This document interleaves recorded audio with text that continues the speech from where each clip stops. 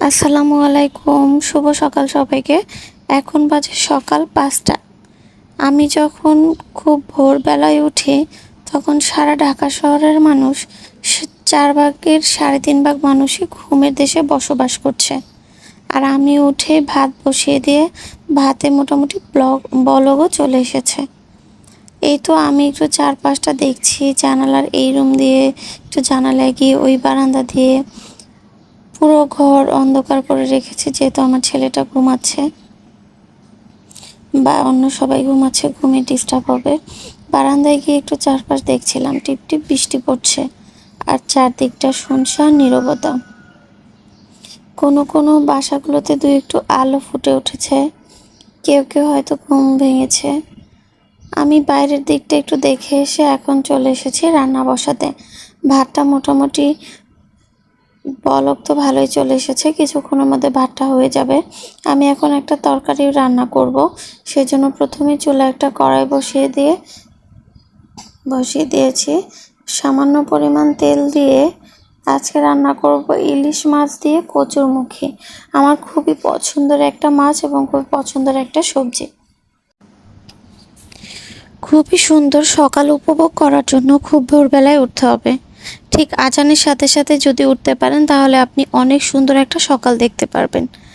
এই সকাল দেখার জন্যই অনেকগুলো বছর অপেক্ষা করেছি। আসলে উঠতেই পারতাম না, কোনোভাবেই ওঠা সম্ভব হয়ে ওঠেনি। ঘুম ভাঙতো সেই 6টা, 6:30, 7টা এরকম। কিন্তু ইদানিং একটা অভ্যাস করে ফেলেছি, আমাকে 5টার মধ্যে উঠতেই হবে। অ্যালার্ম দিয়ে রাখি যাতে উঠতে পারি খুব সহজে। কারণ এতে করে হয়, আপনি যখন এই সকাল সকাল ঠান্ডা একটা হাওয়ার মধ্যে দাঁড়াবেন বারান্দায় বা জানালার পাশে, ভীষণ রকমের ভালো লাগবে। ঝিরিঝিরি বাতাস বইবে চারিপাশে, অন্যরকম একটা পরিবেশ। বিশ্বাস করবেন কিনা জানি না, অনেকেই খুব সকালবেলা ঘুমোতে পছন্দ করেন, কিন্তু আমার আজকে কয়েকটা মাস ভোরবেলা উঠতে ভীষণ ভালো লাগে। অবশ্য আমি রান্না কমপ্লিট করে আবার শুয়ে ঘুমিয়ে পড়ি, কিন্তু ঠিক 7টা পর্যন্ত আমি সজাগ থাকি। 5টা থেকে 7টার মধ্যে আমার সব রকমের রান্না কমপ্লিট হয়ে যায়। আমার হাজব্যান্ডের জন্য অফিসের খাবারটাও রেডি করে বক্সে ঢুকিয়ে রেখে দেই। এরপর আমি ঘুমিয়ে থাকি, সে অফিসে চলে যায়। 7টার পরে আর আমার দেখা যায় তেমন একটা কাজ থাকে না সারাদিনে। কচুরমুখী দিয়ে ইলিশ মাছটা রান্না করার জন্য আমি এখানে পেঁয়াজ কুচি, কাঁচামরিচ কুচি দিয়ে তেলের উপর একটু হালকা ভেজে নিলাম। এরপর লবণ হলুদ মাখিয়ে লবণ হলুদ পরিমাণ মতো দিয়ে একটু ঝোলের পানি দিয়ে ইলিশ মাছগুলো দিয়ে দিলাম। আমি কিন্তু আজকে কচুরমুখী রান্নার জন্য কোনো রকম রসুন ব্যবহার করিনি। ইলিশ মাছের মধ্যে যতটা কম মশলা ব্যবহার করা যায়, এটার গন্ধ এবং স্বাদ ততটা বেশি বিদ্যমান থাকে। রসুন দিলে ইলিশ মাছের ফ্লেভারটা নষ্ট হয়ে যায়, তাই আমি কখনোই খুব একটা রসুন ব্যবহার করি না। আজকে তাই আমি রসুন ছাড়াই কচুরমুখিটা রান্না করলাম। ইলিশ মাছের যে একটা নিজস্ব ফ্লেভার, এটার জন্যই সবার কাছে ইলিশ মাছটা অনেক বেশি পছন্দনীয়। তাই ফ্লেভারটা রাখার জন্যই আমি ইলিশ মাছটাকে হালকা মশলা এবং রসুন ছাড়াই কষিয়ে নিয়েছি। এবার এই ঝোলটাতে আমি দিয়ে দেবো ধুয়ে পরিষ্কার করে কচুরমুখী। আমি কিন্তু টুকটাক সবজি টবজি কাটাকুটি রাতেই করে ফ্রিজে রেখে দেই, যাতে ভোরবেলা আমার তেমন একটা কাজ না করতে হয়, যাতে কচুরমুখী সব তরকারিটা কাটাকুটি করা থাকে, আমি শুধু উঠে রান্না করতে পারি। এই তো এখন কচুরমুখীগুলো দিয়ে ঝোলের মধ্যে খুব ভালোভাবে নেড়ে চেড়ে ঢাকনা দিয়ে ঢেকে রাখবো এবং সিদ্ধ হওয়ার জন্য অপেক্ষা করব। এই পর্যায়ে অবশ্যই সবাই একটু লবণটা চেখে দেখবেন। যদি লবণটা একটু পরিমাণে কম লেগে থাকে তাহলে এখনই দিয়ে দিতে হবে, তাহলে অবশ্যই খুব ভালোভাবে তরকারির মধ্যে লবণটা ঢুকবে। তরকারিটা চুলায় সিদ্ধ হতে দিয়ে আমি এখানে একটু বাইরের পরিবেশটা আবার দেখতে এসেছি। একটু ভালোই আলো ফুটেছে। এখন সময় ঠিক যেটা, এই সময়টাতে আরও বেশি করে আলো ফোটার কথা, কিন্তু যেহেতু চারদিকে আকাশে মেঘ করে আছে আর টিপটিপ বৃষ্টি পড়ছে, তাই আজ আর বেশি আলো একটা ফুটবে না। সকালটা একা একাই আমি উপভোগ করি, ভীষণ ভালো লাগে, নিস্তব্ধ থাকে, সব কিছু মিলিয়ে আমার খুবই ভালো লাগে। বাইরের দিকটা একটু দেখে আমি চলে এসেছি রান্নাঘরে। এই তো চুলার উপরে আমার তরকারিটা মোটামুটি সেদ্ধ হয়ে গেছে। এই পর্যায়ে আমি একটু ঝোলের পানি দিয়ে দিব আর কষিয়ে রাখা মাছটা একসাথে দিয়ে ঢাকনা দিয়ে ঢেকে রাখবো। এবং মাছটার ঝোলটা একসাথে দেওয়ার কারণ হচ্ছে, এই পর্যায়ে মাছটা দিয়ে দিলে ঝোলের সাথে খুব ভালো একটা ফ্লেভার আসবে এবং একই সাথে মাছটা রান্না হয়ে যাবে।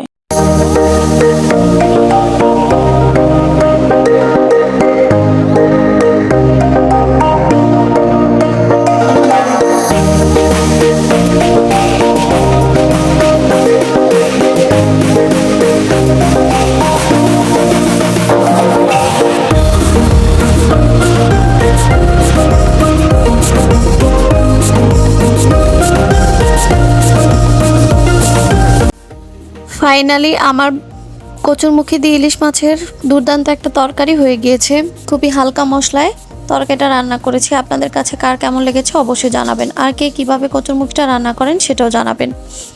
এই তো এখন তরকারিটা নামিয়ে নিয়ে আমি একটা সকালের জন্য বড়া ভেজে নিব, যেটা দিয়ে সকালে সবাই ভাত খাবে, সাথে ডিম ভাজা থাকবে আর ডাল।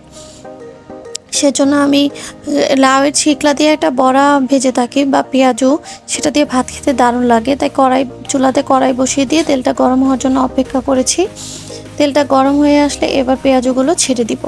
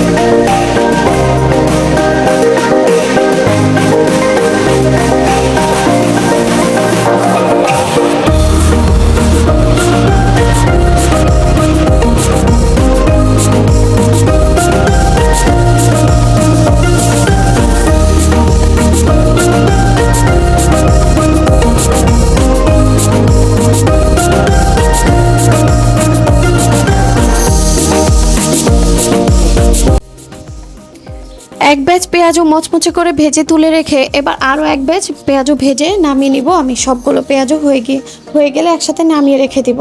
এই তো আজকে সকালে রান্না বান্না ছিল এই পর্যন্তই। ভাত, ডাল, ইলিশ মাছ দিয়ে কচুরমুখী আর একটা পেঁয়াজও। আজকে এই পর্যন্তই, দেখা হবে পরবর্তী ভিডিওতে। সেই পর্যন্ত সবাই ভালো থাকবেন, আমাদের জন্য অবশ্যই দোয়া করবেন। আমার ভিডিওটি যদি ভালো লেগে থাকে তাহলে অবশ্যই একটা লাইক, কমেন্টস এবং শেয়ার করে দেবেন। যে ভিডিওটি পেজ থেকে দেখছেন অবশ্যই দয়া করে লাইক করবেন, কমেন্টস করবেন, শেয়ার করবেন এবং পেজটিকে ফলো করবেন। আর যারা আমার ভিডিওটা ইউটিউব চ্যানেল থেকে দেখছেন দয়া করে আমার ইউটিউব চ্যানেলটাকে সাবস্ক্রাইব করবেন, লাইক, কমেন্টস এবং শেয়ার করবেন। আপনাদের লাইক এবং কমেন্টস আমাকে অনেক বেশি উৎসাহিত করে। আর আমার মতো যদি সকালে উপভোগ করতে চান তাহলে অবশ্যই ভোর 5টায় উঠতে হবে, যেখানে পাখি ডাকবে, চারিপাশে অনেক সুন্দর পরিবেশ থাকবে, ঝিরিঝিরি ঠান্ডা বাতাস থাকবে। এই তো এই পর্যন্তই। আল্লাহ হাফেজ।